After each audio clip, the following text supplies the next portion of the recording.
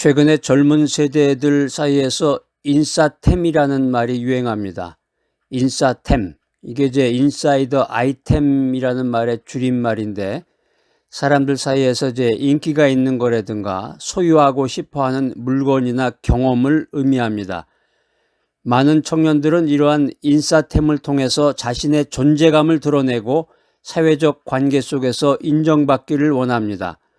그러나 진정한 영적인 인싸템은 세상적인 유행이나 물질적인 소유가 아니라 하나님과의 깊은 관계, 믿음, 사랑, 소망과 같은 영적인 덕목입니다.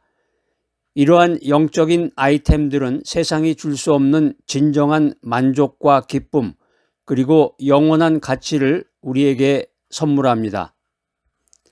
하나님의 축복은 믿는 자들의 삶에 풍성하게 부어지는 은혜로운 선물입니다. 독일의 신학자 파울 틸리히는 은혜는 우리가 받을 자격이 없을 때 주어지는 하나님의 사랑이라고 정의했습니다. 우리는 죄로 인해서 하나님의 축복을 받을 자격이 없지만 하나님께서는 그의 크신 사랑으로 우리에게 값없이 은혜를 베푸십니다. 신명기 28장 3절로 6절 말씀입니다. 네가 성읍에서도 복을 받고 들에서도 복을 받을 것이며 네 몸의 소생과 네 토지의 소산과 네 짐승의 새끼와 소와 양의 새끼가 복을 받을 것이며 네 광주리와 반죽 그릇이 복을 받을 것이며 네가 들어와도 복을 받고 나가도 복을 받을 것이니라. 오늘날 많은 사람들은 하나님의 축복을 물질적인 풍요와 성공으로 생각하는 경향이 있습니다.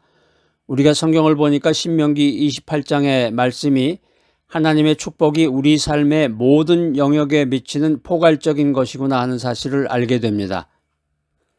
성읍에서도 복을 받고 들에서도 복을 받을 것이며, 이 말씀은 우리가 어디에 있든지 어떤 환경에 처하든지 하나님의 보호와 하나님의 은혜가 함께한다는 것을 의미합니다.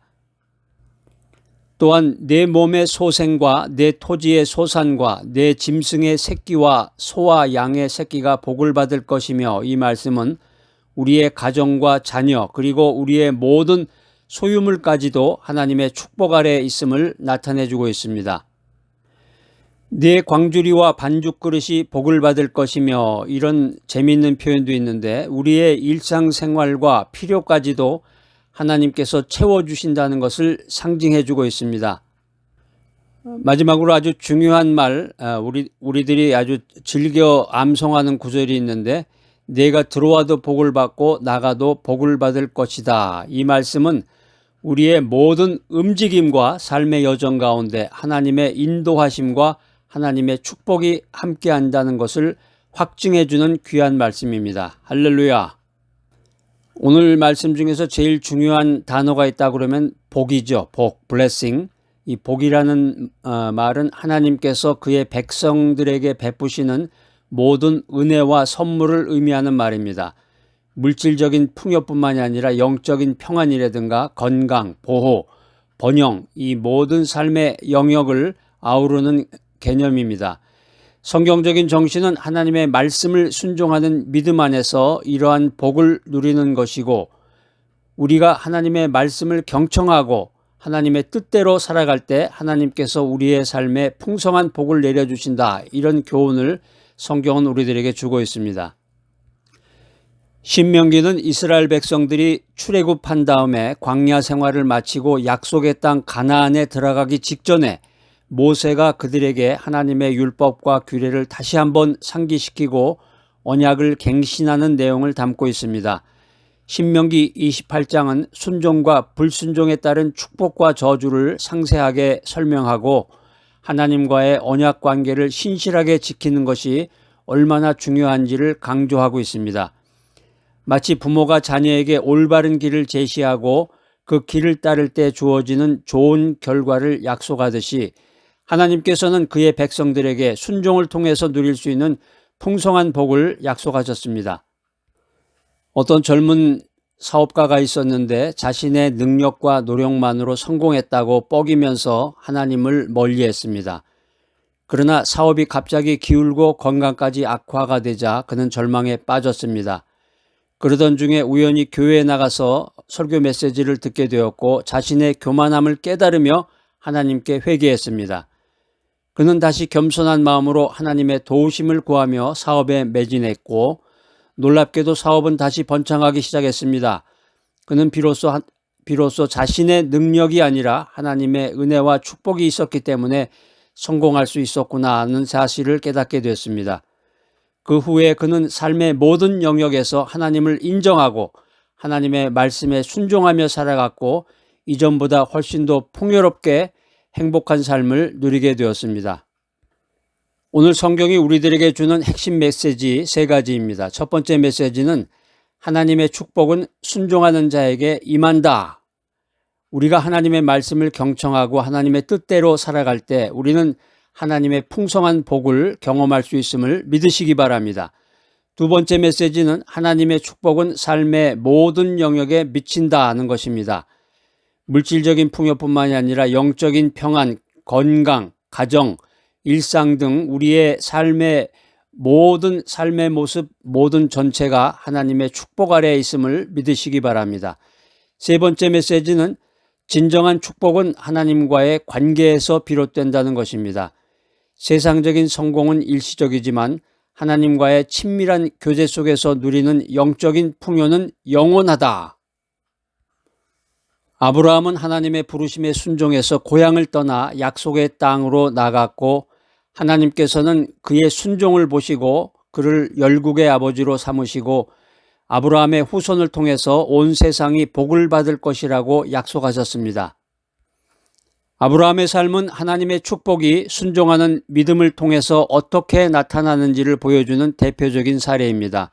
아브라함의 믿음과 순종은 그 자신뿐만이 아니라 그의 후손과 그리고 모든 믿는 자들에게까지 이어지는 복의 근원이 되었습니다.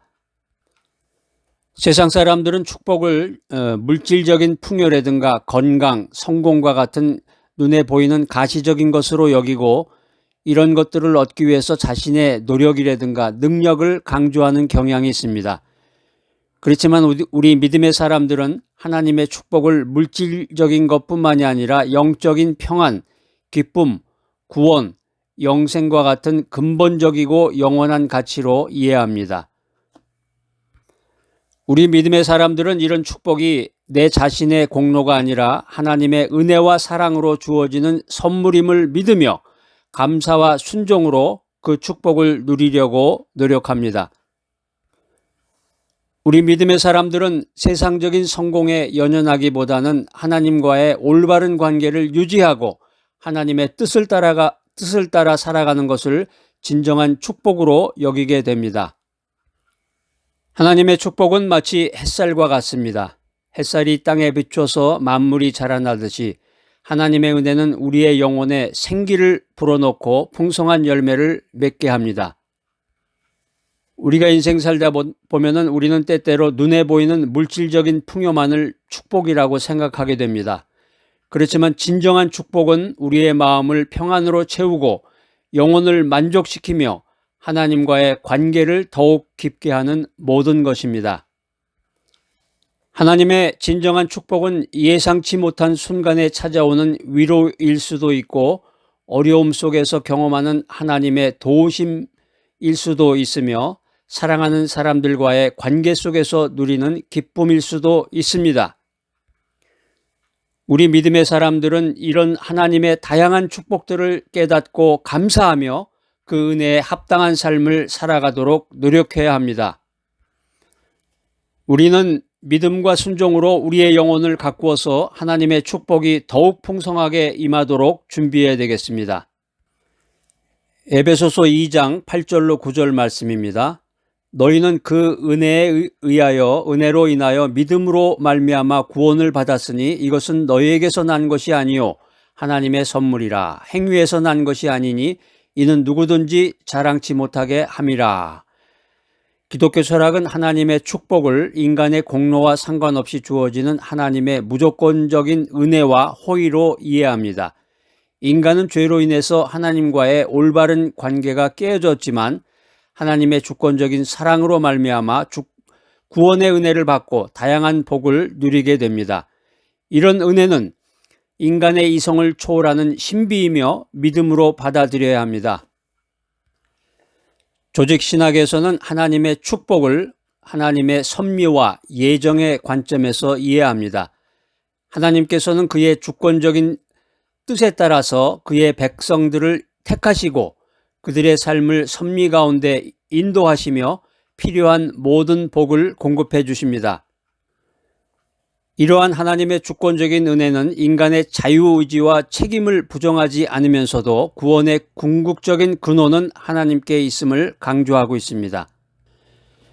교회사 속에서 하나님의 축복에 대한 다양한 신학적 해석이 존재해 왔습니다. 중세시대에는 교회의 권위와 성례를 통한 축복이 강조되었고, 종교개혁 이후에는 개인의 믿음과 성경적인 삶을 통한 축복이 강조됐습니다. 현대에 와서는 번영신학과 같이 물질적인 풍요를 하나님의 축복의 중요한 증거로 여기는 견해도 있습니다. 그렇지만 주류 신학은 하나님의 축복을 더욱 포괄적이고 영적인 관점에서 이해합니다. 오늘 말씀을 가지고 우리가 삶 속에서 실천할 수 있는 삶의 원칙들입니다. 첫 번째 원칙은 감사와 찬양입니다. 데살로니가전서 5장 18절 말씀입니다. 범사에 감사하라. 이것이 그리스도 예수 안에서 너희를 향하신 하나님의 뜻이니라. 우리가 날마다 우리 삶에 베풀어 주신 하나님의 은혜와 축복에 감사하며 찬양해야 합니다. 감사는 우리가 받은 복을 인식하고 하나님께 영광을 돌리는 믿음의 표현임을 믿으시기 바랍니다. 두 번째 삶의 원칙은 믿음으로 구하라. 야고보서 4장 2절은 너희가 얻지 못하면 구하지 아니하기 때문이요. 이렇게 지적하고 있습니다. 우리가 필요한 것을 하나님께 믿음으로 구해야 되겠습니다. 자신의 욕심을 채우기 위해서가 아니라 하나님의 뜻에 합당하게 구하고 응답하실 것을 믿는 믿음을 가져야 되겠습니다. 세 번째 삶의 원칙은 복의 통로가 되어라. 우리는 하나님께로부터 받은 복을 나만 위해서, 나 자신만을 위해서 사용하는 것이 아니라 다른 사람들에게 나누어 주는 복의 통로가 되어야 합니다. 고린도후서 9장 8절은 하나님이 능히 모든 은혜를 너희에게 넘치게 하시나니 이는 너희로 모든 일에 항상 모든 것이 넉넉하여 모든 착한 일을 넘치게 하게 하려 하심이니라. 이렇게 약속하고 있습니다. 우리가 받은 사랑과 은혜를 나눌 때 하나님의 축복은 더욱 풍성하게 흘러 넘칠 것을 믿으시기 바랍니다. 예레미야 29장 11절 말씀은 여호와의 말씀이니라. 너희를 향한 나의 생각을 내가 아나니 평안이요 재앙이 아니니라. 너희에게 미래와 희망을 주는 것이니라. 이렇게 말씀하고 있습니다. 미국의 저명한 목사이자 작가인 맥스 루카도는 그의 책 하나님이 당신을 아세요라는 그의 책에서 하나님께서는 그의 자녀들을 향한 선한 계획을 가지고 계시며 그들에게 평안과 희망을 주는 축복을 베푸시기를 원하신다고 강조하고 있습니다. 하늘로부터 부어지는 하나님의 은혜의 단비는 우리의 삶의 풍요와 기쁨과 소망을 가져다 줌을 믿으시기 바랍니다. 오늘 바이블 메시지 들으신 여러분들, 믿음으로 축복을 받고 감사하며 은혜에 합당한 삶을 살아가시는 귀하고 복된 여러분 모두가 되시기를 축복합니다. 사랑과 은혜가 풍성하신 하나님 아버지, 저희에게 값없이 베풀어 주시는 놀라운 축복에 감사드립니다. 저희가 주님의 은혜를 깨닫고 감사하며 믿음으로 구하고 순종함으로 그 축복을 풍성히 누리게 하여 주시옵소서. 또한 저희가 받은 복을 나누어 주는 복의 통로가 되어서 주님의 사랑과 주님의 은혜가 세상에 흘러넘치도록 인도하여 주시옵소서. 예수 그리스도의 이름으로 기도드립니다. 아멘.